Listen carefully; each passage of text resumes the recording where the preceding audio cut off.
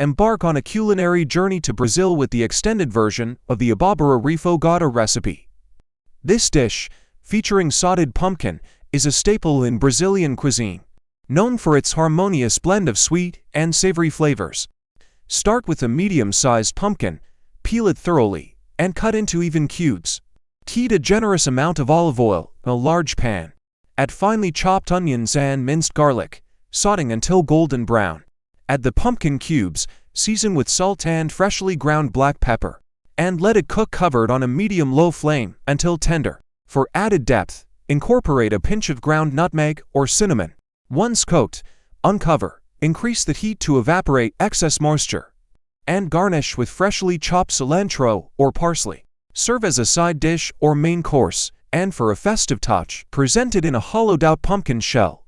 This extended recipe not only enriches the flavor, but also turns the dish into a show-stopping centerpiece.